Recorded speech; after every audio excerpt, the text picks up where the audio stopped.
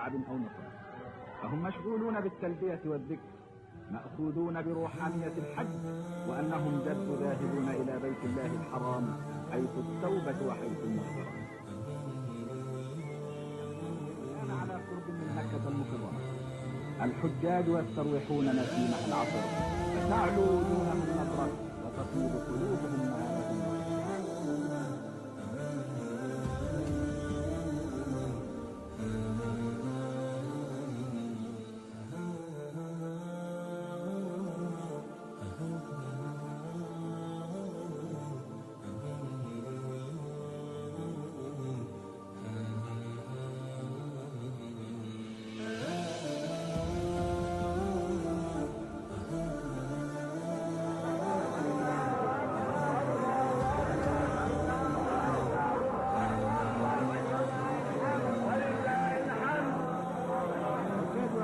حول الكعبة 7 أشواط طواف القدوم، وأول واجبات الحج.